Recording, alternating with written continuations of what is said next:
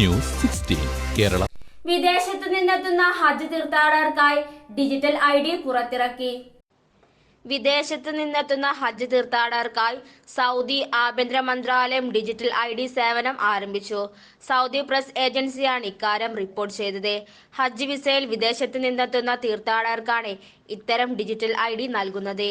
ഈ digital ID ഉപയോഗിച്ചുകൊണ്ട് വിദേശ ഹജ്ജ് തീർത്ഥാടകർക്ക് അവിഷൽ തവൽക്കരണ സംവിധാനങ്ങളിലൂടെ ഇലക്ട്രോണിക് രീതിയിൽ തങ്ങളുടെ ഐഡന്റിറ്റി തെളിയിക്കാൻ സാധിക്കുന്നതാണ്.